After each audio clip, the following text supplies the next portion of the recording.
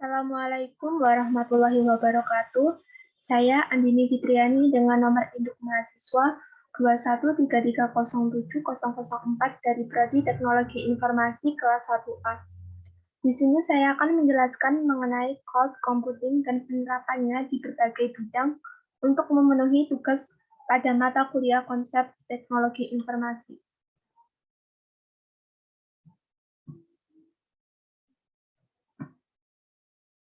Baik, yang pertama yaitu pengertian cloud computing.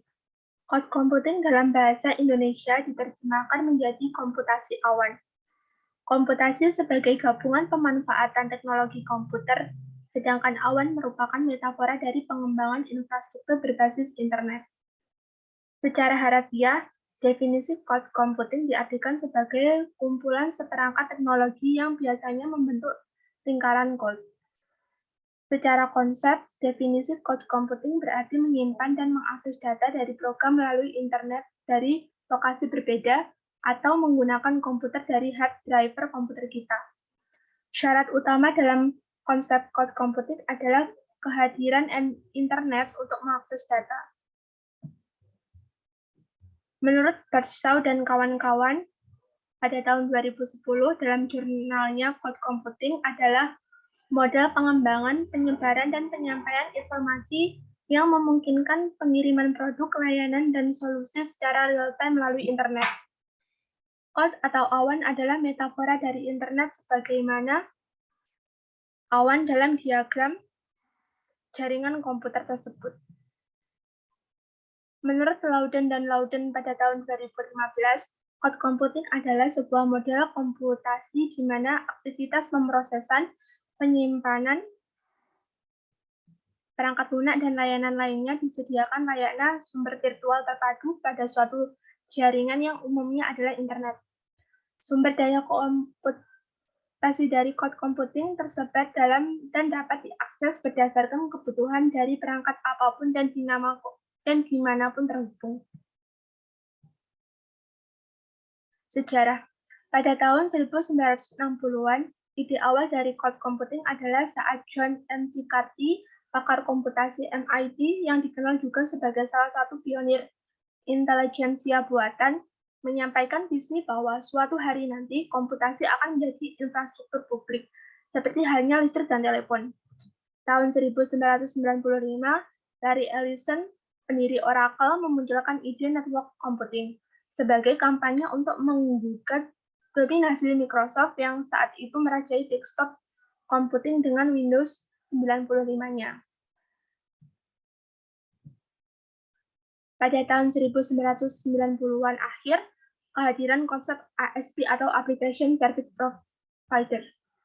Tahun 2000-an, Mark Benioff, ex-VP di Oracle, meluncurkan layanan aplikasi CRM atau Customer Relationship Management dalam bentuk software as a service Salesforce.com. Tahun 2005 mulailah muncul inisiatif yang didorong oleh nama-nama besar seperti Amazon.com yang meluncurkan Amazon EC2, Elastic Compute Cloud, Google dengan Google App Engine, tak ketinggalan dengan raksasa biru IBM meluncurkan Blue Cloud inisiatif.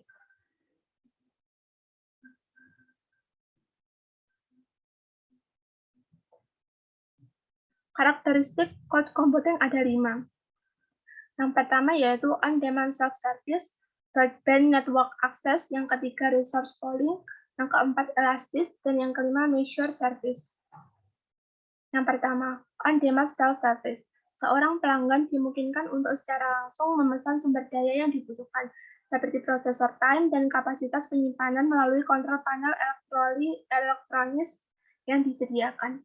Jadi tidak perlu berinteraksi dengan personil customer service jika perlu menambah atau mengurangi sumber daya komputasi yang diperlukan. Yang kedua, broadband network access. Layanan yang tersedia terhubung melalui jaringan pita lebar, terutama untuk dapat diakses secara memadai melalui jaringan internet, baik menggunakan thin client, thick client, ataupun media lain seperti smartphone. Yang ketiga, resource pooling. Penyedia layanan cloud yang memberikan layanan melalui Sumber daya yang dikelompokkan di satu atau berbagai lokasi data center yang terdiri dari sejumlah server yang mekanisme multi-tenant. Mekanisme multi-tenant ini memungkinkan sejumlah sumber daya komputasi tersebut digunakan secara bersama-sama oleh sejumlah user, di mana sumber daya tersebut, baik yang berbentuk fisik maupun virtual, dapat dialokasikan secara dinamis untuk kebutuhan pengguna atau pelanggan sesuai permintaan. Elastis. Kapasitas komputasi yang disediakan dapat secara elastis dan cepat disediakan, baik itu dalam bentuk penambahan ataupun pengurangan kapasitas yang diperlukan. Untuk pelanggan sendiri, dengan kemampuan ini seolah-olah kapasitas yang tersedia tak terbatas besarnya dan dapat dibeli kapan saja dengan jumlah berapa saja. Yang kelima, measure service. Sumber daya code yang tersedia harus dapat diatur dan dioptimalkan penggunaannya dengan suatu sistem pengukur yang dapat mengukur penggunaan dari setiap sumber daya komputasi yang digunakan, seperti penyimpanan, memori, prosesor, lebar pita, aktivitas user, dan lain sebagainya. Model layanan cloud computing. Ada 3. Yang pertama yaitu Software as a Service atau SaaS. Menyediakan layanan berupa aplikasi yang dapat digunakan oleh konsumen yang berjalan pada infrastruktur cloud. Contoh penyedia layanan SaaS adalah Gmail, Google Document, Office 365, dan Salesforce. Yang kedua adalah Platform as a Service atau PaaS. Menyediakan platform bahasa pemrograman, tools, web server, database yang berguna untuk mengembangkan aplikasi yang berjalan pada infrastruktur cloud dan hasilnya dapat dimanfaatkan untuk konsumen. Contoh penyedia layanan PaaS adalah OpenShift, PHP Code, Epoch, Heroku, dan Google App Engine. Yang ketiga adalah infrastruktur as a service atau IaaS. Menyediakan sumber daya, pemroses, storage, kapasitas jaringan, dan sumber daya komputasi lainnya. Contoh penyedia layanan Amazon EC2 dan Telkom Cloud.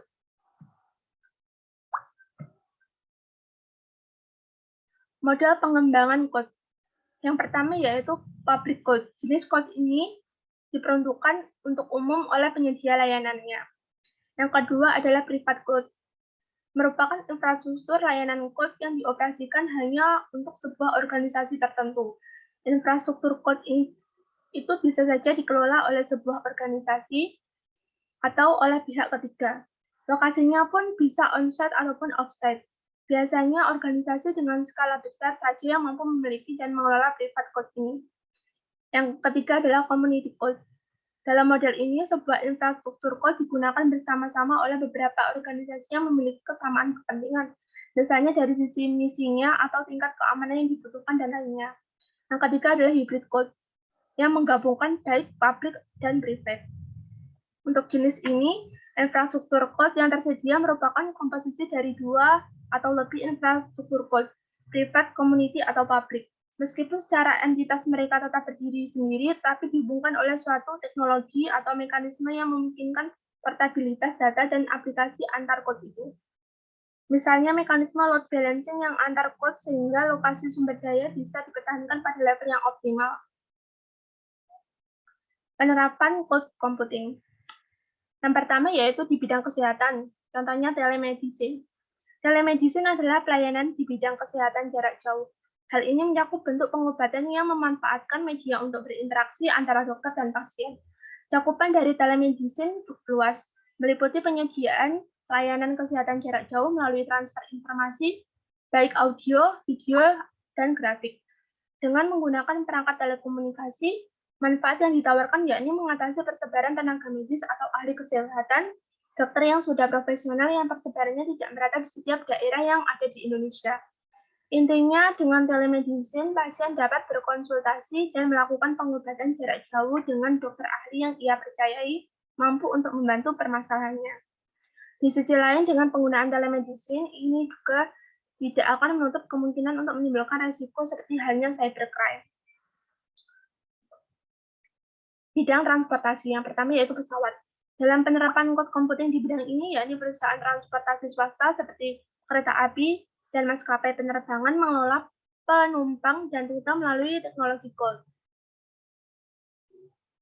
Mereka dapat memberi tahu wisatawan tentang penundaan dan kursi yang tersedia menggunakan data real-time. Staf perusahaan dapat melakukan pekerjaan mereka dan lebih efisien melalui pemindaian tiket yang lebih cepat dan pencarian informasi. Yang kedua yaitu angkutan umum. Angkutan umum yang diperlukan oleh masyarakat dalam memenuhi kebutuhan sehari-hari, baik kebutuhan angkutan orang maupun barang. Sistem informasi angkutan umum berbasis website serta penggunaan teknologi cloud computing untuk menyimpan data menjadi alternatif yang paling efektif saat ini. Dengan sistem transportasi online berbasis cloud computing sehingga dapat melakukan penghematan biaya operasional pada sistem informasi yang dibangun dan dapat dengan mudah memonitoring dari satu server sehingga dapat memudahkan dalam pelayanan informasi terkait lalu lintas angkutan umum yang diperlukan. Penggunaan di wilayah kota maupun kabupaten dengan tujuan untuk mewujudkan pelayanan trayek lalu lintas dan angkutan umum yang tertib dan teratur. Yang ketiga adalah bidang pendidikan. Contohnya adalah Siakat Online. Sistem informasi akademik digital merupakan salah satu contoh penerapan cloud computing. Salah satunya adalah Siakat Online. Siakat Online merupakan penyedia jasa layanan cloud computing khusus di bidang pendidikan level perguruan tinggi di Indonesia. Pihak kampus sebagai pengguna cukup melakukan pendaftaran secara online. Setelah mendapat konfirmasi dari pihak penyedia layanan, pihak kampus dapat langsung menggunakan sistem informasi akademik dengan fitur-fitur yang telah disediakan oleh penyedia layanan. Sistem ini menerapkan cloud computing model SaaS. Penggunaan sistem ini tidak membutuhkan adanya pembelian server atau pembuatan aplikasi yang begitu rumit. Pengguna juga tidak perlu memikirkan atau mengeluarkan biaya yang besar untuk pemeliharaan server dan aplikasi. Semua itu sudah menjadi tanggung jawab pihak penyedia layanan. Yang kedua adalah layanan Google.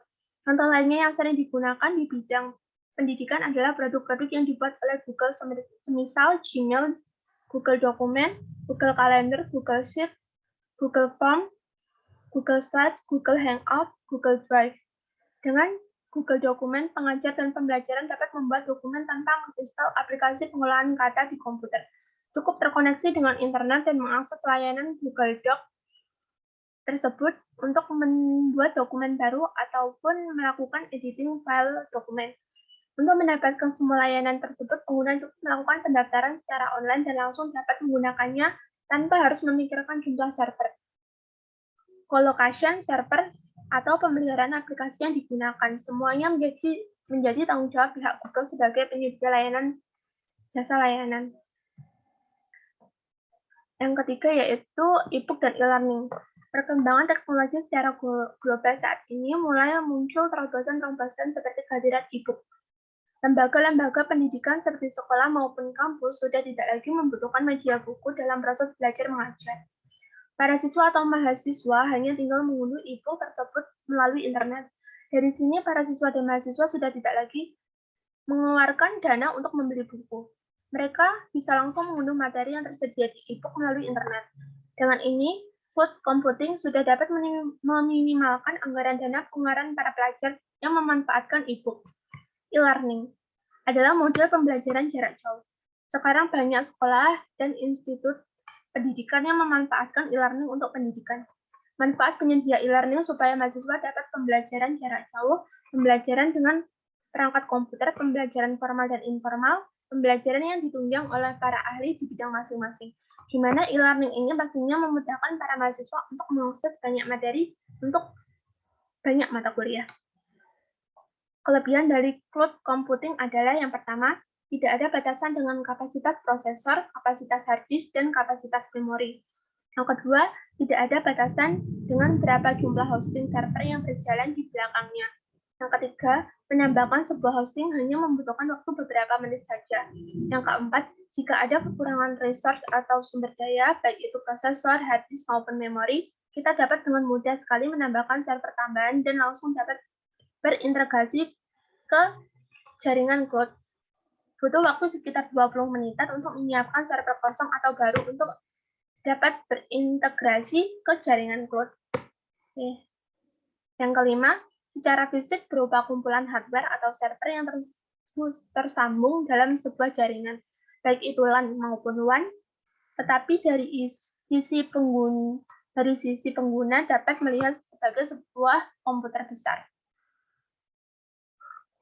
Kekurangan dari cloud computing. Yang pertama, service level. Artinya kemungkinan service performance yang kurang konsisten dari provider. Konsistensi cloud provider ini meliputi data protection dan data recovery privasi, yang berarti adanya risiko data user akan diakses oleh orang lain karena hosting dilakukan secara bersama-sama. Yang ketiga, compliance, yang mengacu pada risiko adanya penyimpangan level compliance dari provider terhadap regulasi yang diterapkan oleh user. Yang keempat, data ownership mengacu pada risiko kehilangan kepemilikan data begitu data disimpan dalam cloud. Yang kelima, data mobility yang mengacu pada kemungkinan share data antar cloud service dan cara memperoleh kembali data jika suatu saat user melakukan proses terminasi terhadap layanan cloud computing. Terima kasih. Begitu yang dapat saya sampaikan. Apabila ada kesalahan kata atau kekurangan, saya mohon maaf. Wassalamualaikum warahmatullahi wabarakatuh.